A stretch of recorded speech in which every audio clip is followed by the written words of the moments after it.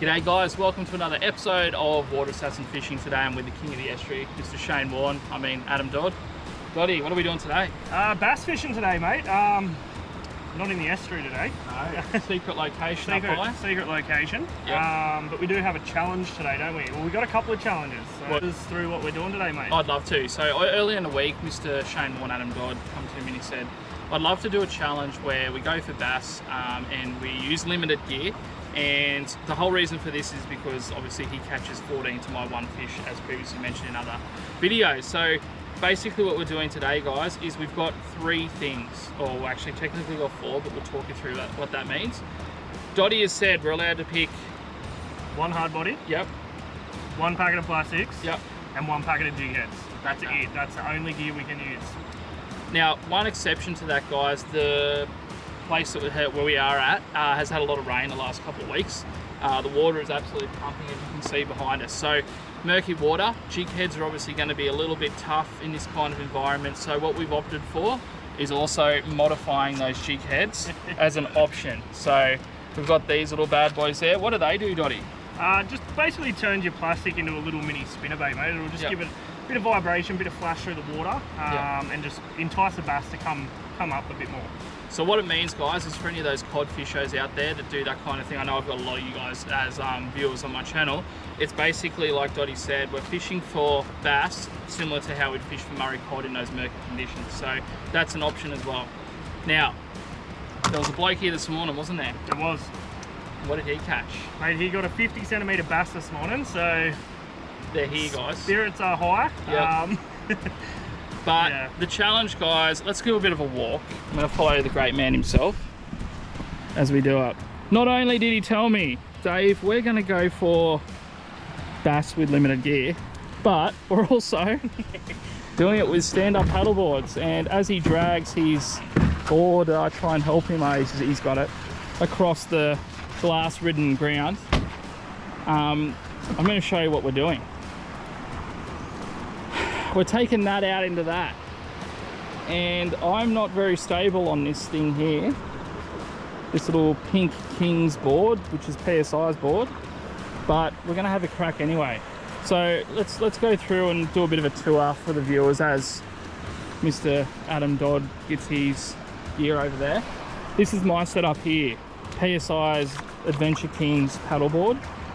Just strap the milk crate to the top of it just for a bit of stability to sit down while we do this. I've got my Stratic 1000 paired to the Yak Raider rod that I always use, and then I've just tied shark bait to the back of it as well, just so I can get some more footage for you guys. What do we got over here, Mr. Dodd? Oh mate, I've got the 10'6" Twali inflatable stand-up paddleboard. Okay. Put the milk crate on as well, again, just like you, mate, not too good with the balance on these things, so sitting down and having a platform to do it from is gonna reduce my chances of going in the drink today. Okay. Fortunately for me, I've got the one up on you. I've got the net. You got the net. Hooked on, so good luck to you when you catch a fish.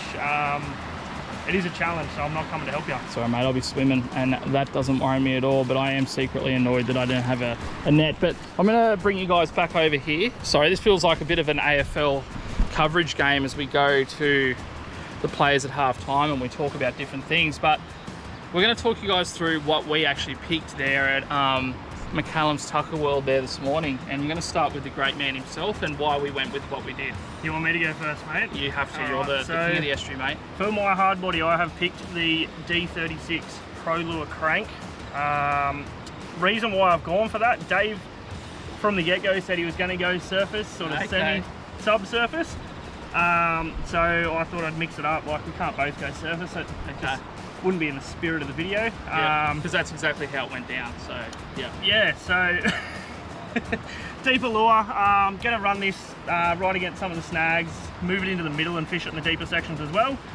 On that, my packet of plastics was the Bait Junkie Wave Minnow. The minnows that we have used for these in the past for other species have worked really well, so having the little curl tail on it is going to be an advantage for the bass, just trying to entice that bite, and then my jig head, I went 1/8.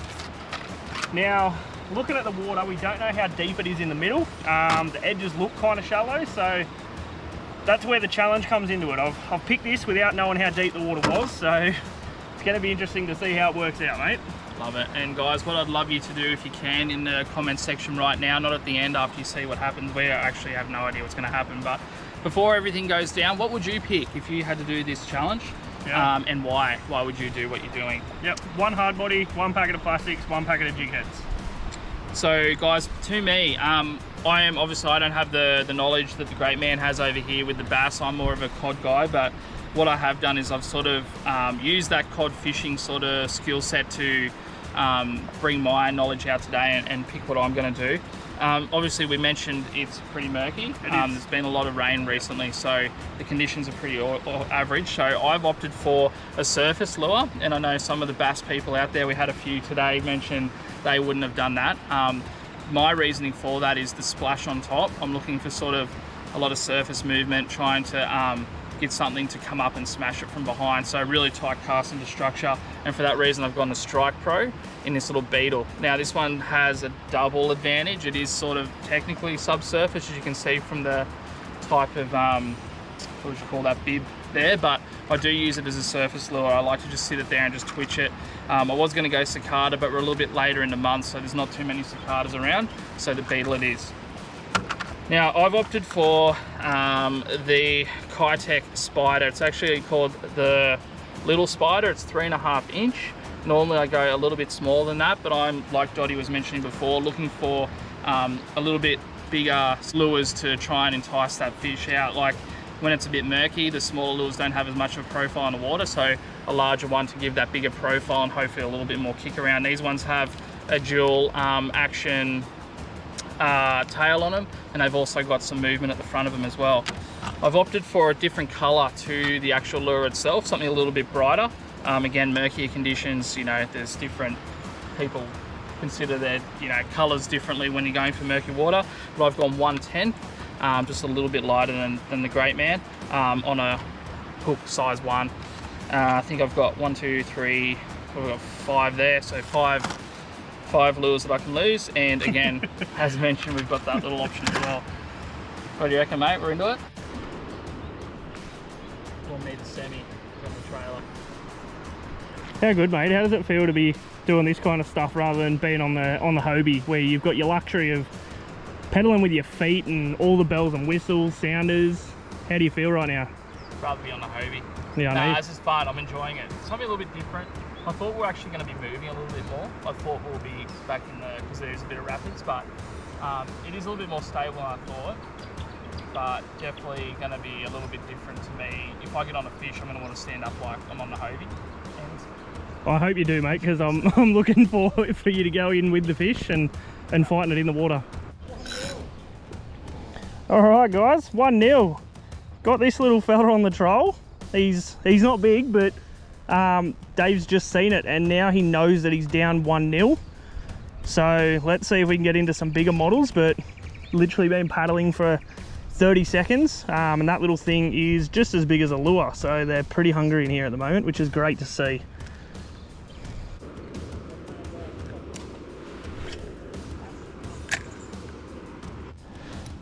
Part 1 of being way too aggressive with casts at the moment. Caught up on this tree, was just trying to get it under it, but went a little bit higher. Seeing as that's my only hard body, I'm moving in to get it.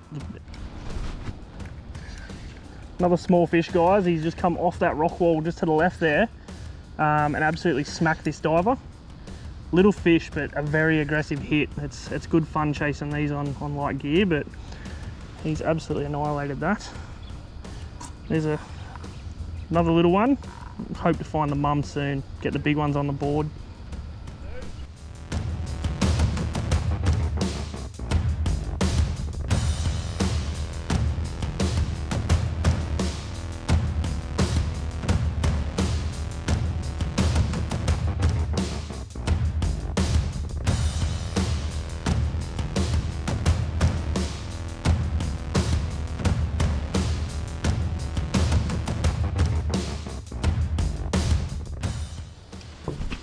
Thanks mate. Ginger zing.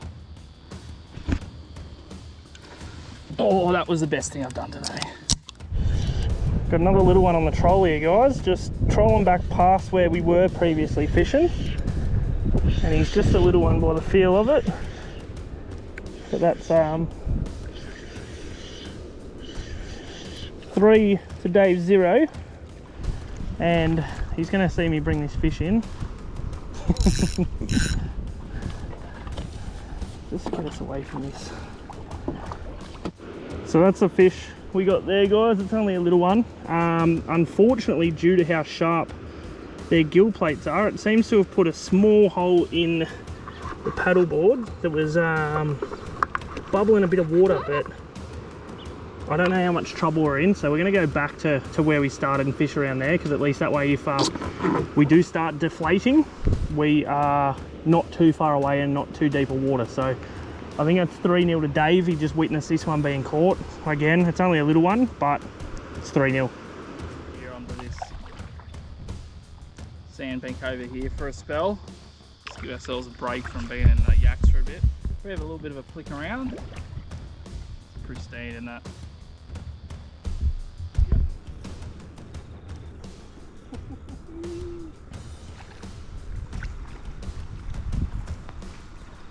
How's that? He's on his first fish. First fish of the day, and I'm out of the... Still counts though. So I got that one on the fancy rig. Look at the size of the eyes on these. They're massive. Big eyes, aren't they? Look at him. Is that the biggest one of the day? Nah, I don't think so, mate.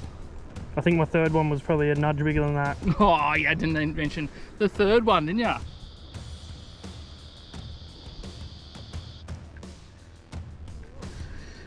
Got a little one right here, mate.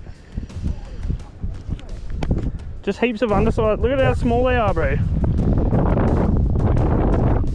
Mate, just absolutely whacked. Dave's come into a bit of a mischief here. He's off the board by the look of it. Don't know how it's happened, but it has.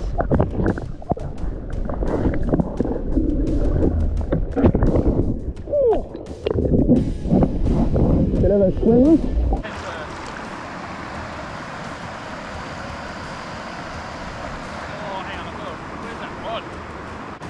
After that, that ginger beer you gave me and getting a bit close to the shore, I thought, oh, let's have a go. So, everything's still intact, I think. GoPro's on.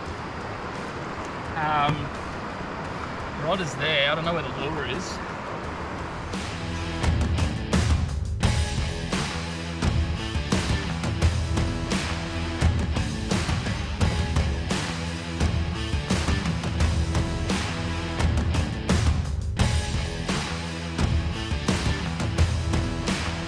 On.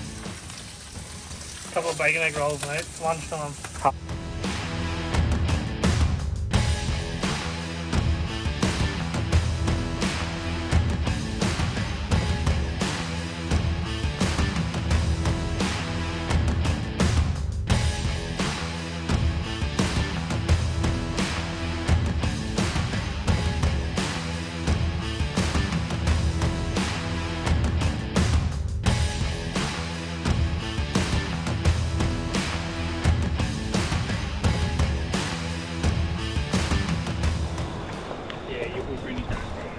I would, mate. It started around 2. You're calling sabotage. Do you need a hand with your knots and how to tie things? Well, maybe. What have you done? I don't know what happened here, but it looks like someone has sabotaged my equipment. You don't think it's got anything to do with you falling off the paddleboard and just being in a bit of mischief? Well, it just looks like your kind of handiwork, you know, like there's clearly an advantage that you've got going into round 2. And I think you want to maintain that advantage, so this is what we're dealing with now. Mate, I think the only advantage I've got is that bacon egg roll in my stomach and a couple of ginger beers. So I've done nothing to your rod and you need to stop making excuses. I'll listen to you. What's the score? Check the board. For 4-1? It is 4-1, mate, and the paddleboard appears to be good.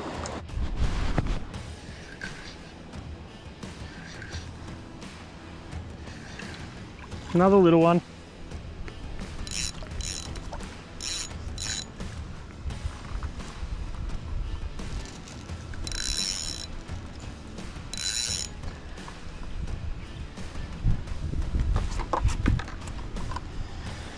Alright, it's the first one of the second session there, guys. That makes it 5-1. 5-1, think, Dave. Again, another little fish. We still haven't found any of the bigger ones, but we'll take it.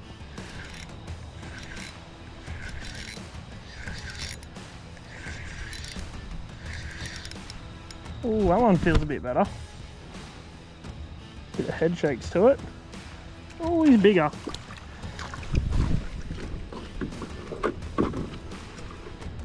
Might put him in the net so he doesn't ruin the board. Don't need that twice in one day.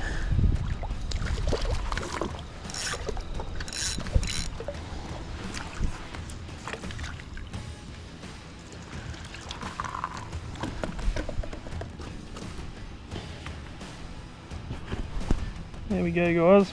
Much better fish.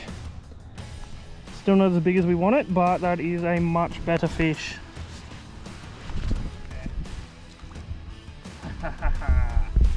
Finally a decent sized fish, guys. That's number 2 for me. Fish number 2. And I just got a big hit there before, actually, on this lure, before this one actually got it.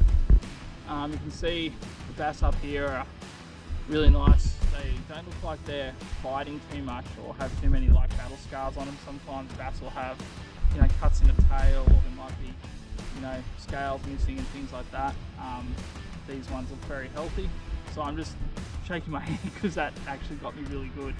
They've got very sharp spines on their gill plates. So that's fish number 2, and off surface too. How good. Wow, they're coming on now, guys. Hey, you little bloke.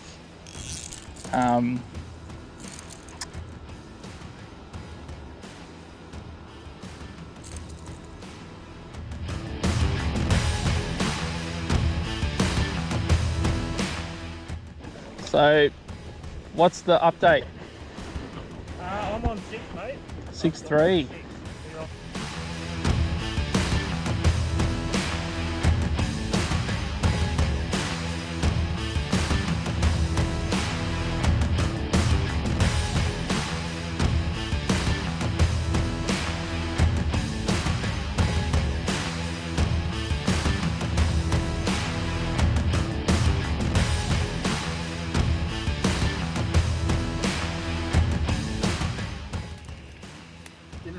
Dinner time, mate.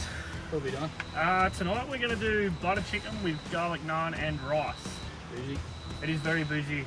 I am trusting you with the rice tonight. Okay. As per previous videos of yours, you've had a bit of mischief when it comes to the rice and pouring the water out. So I'm trusting you tonight because we're going to go hungry if you muck it up, mate. Okay, so don't bugger up the rice. Don't bugger up the rice. We're going to need it. We've got the naan, but don't bugger it up. Jet boil round 2. Yeah. So what are we doing, mate? What is the dinner? So butter chicken. So we're going to do the chicken in the little pot bit here. Yeah. Going to get that going, cook all that up, and then we've got flat plate here that we'll toast some naan on when this is almost good to go, mate. So we'll get that on and get that underway. What's the go, mate? Just a nice little sizzle. Gonna brown that up, or? Yeah, we'll brown it up and then we'll chuck the sauce in, drop it down, put the lid on it, simmer it for a little bit, just to get it nice and thick. It's almost there, mate. It's looking like it's cooked through. We're just giving it a little bit more, and then I'll get the sauce in there. Yeah, sick. Jet boil's on, guys, so hopefully we can not drop the rice. Hello, mate. Chicken is good. Time to add the sauce, give it a bit of a stir, mate, and we will simmer that in for a bit. That smells good too. What's the sauce? It's just a butter chicken sauce, mate. Yeah, cool. Just a mild one. Yep. Sometimes it's risky when you go the extra spicy one on a camping trip. So Especially with me. sometimes it's just easy to go mild, and it just suits everybody and suits the environment better. Righto, rolling boil here with the jet boil.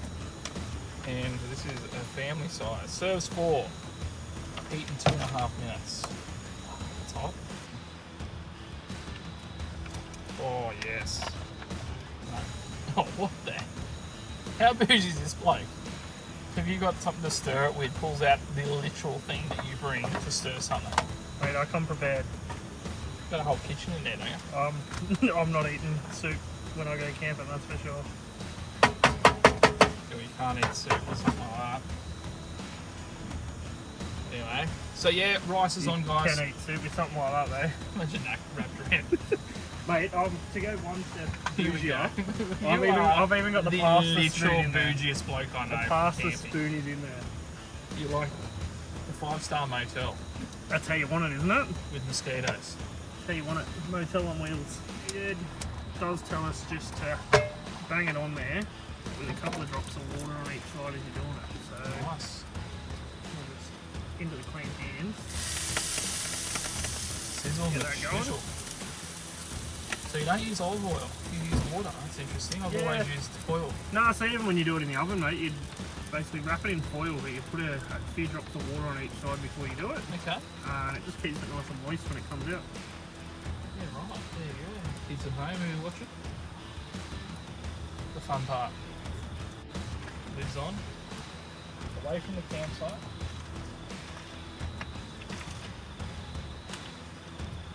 Very interesting last session, guys. Obviously, I think we were up to 3-1, and then I called it. I think it started off 4-1, and then finished the second session 6-3. 6-3, okay. Yeah. The final session's an interesting one. It's a very interesting one. So, obviously, guys, definitely watch that one. That's gonna that last session's gonna come at the end of this video. Obviously, we're gonna have our dinner, and then we're gonna come back and you're gonna watch that one. Where are we up to? We are good to go, mate. Everything is done. We've got the garlic naan over there. We've got the butter chicken here. Sauce has thickened up, and you have successfully drained the rice. So I reckon. Well, I've done my job for the night. I don't know how much we got in here, so we'll just go spoon for spoon. How much rice do you want, mate? Is that enough? Mate, that's probably just plenty. bung it on. And we'll get into this. Oh, you want it right in the middle, do you? Gotta have, mate, bung it right in the guts of her. Alright, look at that. 2 bits of naan each. Got butter chicken. You've successfully got the rice.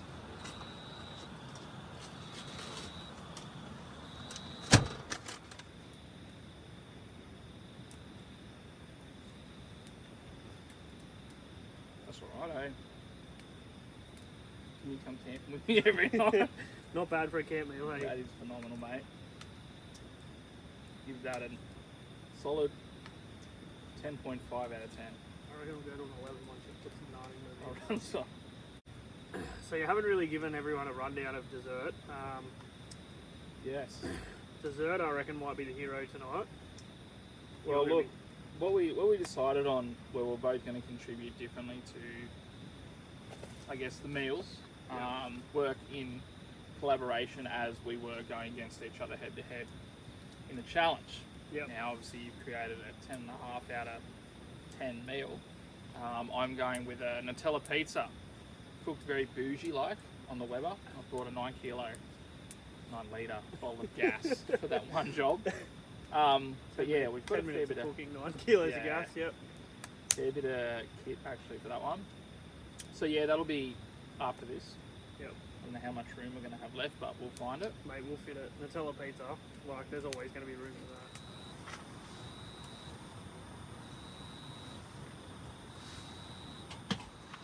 that. Righto. What's your plan here, mate? Nutella pizza. So we've got a bit of an issue. It's why you don't go gluten-free. Don't know how we manage that. Knife, because we don't have much else. Nutella. I'm going to be generous here. With a tub of that size, mate, you can't really skimp with it. Would you have chosen a bigger Nutella? I don't think that's the one. I think you went the biggest one. I'm not even going to put that on your bougie setup because I don't want to get it all dirty. So It's very nice of you. I'm going to put that over here. There's a bin right behind you. Dinner'd be better. So what we're going to do, dip the knife in there. I don't know if it's going to spread very well. You had it in the fridge, didn't you? I did have it in the fridge. Probably not one of my smartest moves. I don't know what this is actually going to do, guys. Does it?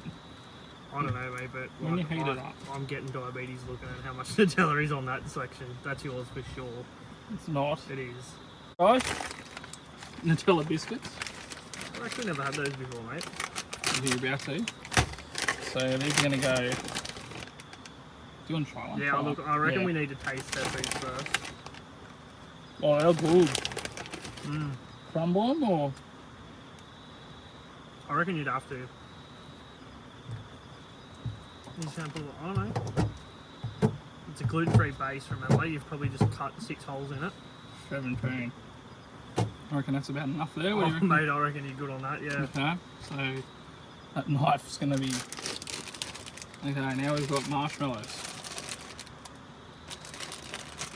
So you're going to cut these up as well, mate? Nah, we're going to bung these on. Did you As taste test them first, just to make sure they're I good? think you can. Yeah. Yeah. Okay. I reckon should like to bung on there. Mate, you're telling the story. I do it a completely different way with mine at home. I follow the Weber procedure. I don't follow procedure. And that's why I'm going to bung this straight on a gluten-free base. This was $7 for this crumbling piece of crap. Grant, I don't know how you live like this, mate. Oh, it's just impossible. It's like a biscuit. Like you would be better off going and buying a wrap. Grant's going to... See what it's looking like. Getting there. Alright, let's check on this bad boy. Oof. Oh, yeah. It's like the Nutella's dripping down into The Nutella is oozing off. That's no surprise. Same as over the back. But look at those marshmallows, mate. molten lava. Oh, it is. That wasn't smart. Definitely going to have to let that cool for a bit before we bite into that, because that thing is going to just destroy us. You got a spatula? Nah, I'll make something out of a rock. Is it like bubbling and stuff while it was cooking? Or Don't touch it. I kind of want I've to, burnt like, me. because you're telling me not to. I I've just literally wanna... burned my fingers. You can still hear it sizzling. Listen. That's crackling. just hear That's you. crackling more than the campfire, bro. How hot is it out of 10, Mike? Oh, it's a 6. I've got a high pain threshold. Go for it. Try it. Don't put it in your mouth, whatever you do. It's 3rd-degree burn. How am I meant to try it if I can't? Send it. Give me down there in the rapids here. Aiming upwards.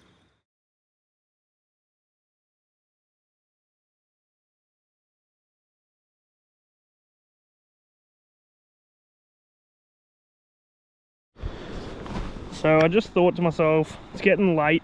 I've got a deep diver on, or I might just start trolling a little bit through the middle. And the world's smallest bass just decided to hit that about 10 seconds into trolling. So get him back, see if we can get a bigger one. Oh, that's a good fish. It's the biggest one of today, that's for sure. No, I'm gonna bow flip him, mate. Yes, that is a good bass. Definitely the PB for today. As Warnie comes over looking for...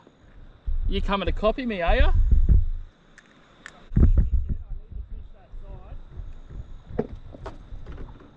We'll come in the background, mate. This will make a good shot. It's good bass, guys, as you can see. That one's probably nudging that sort of 30 centimetre mark. And you can see these big sharp spines on the top. Gill plates are razor sharp. Big eyes, and that one literally hit right over in those weeds over there off surface. So there we go. Give it a shot, mate. Ready? Back he goes. Oh, we're starting to get a bit closer now, aren't we?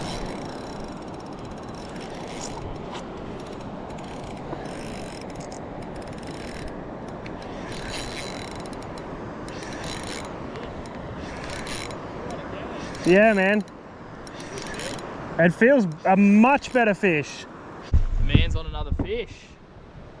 You on again. Here he is, the king of the estuary. The man, the myth, the legend.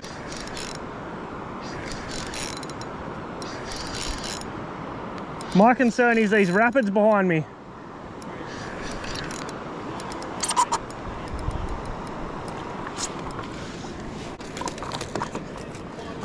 We're literally in the final minutes now. Final minutes, guys.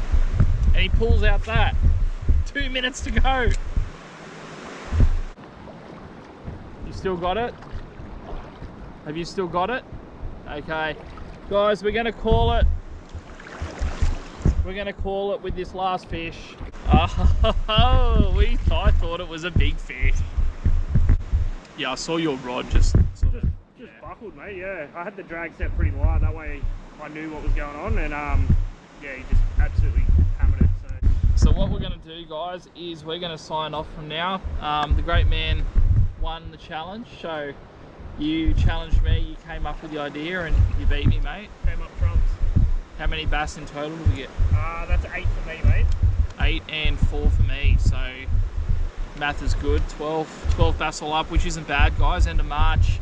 A lot of rain we've had, and obviously, you know, conditions aren't perfect. We started this challenge at midday, so not a bad little effort there at all. If anyone has any questions or anything on any of this, including the food that we had, that obviously we showed a little bit earlier, or anything like that, please let us know.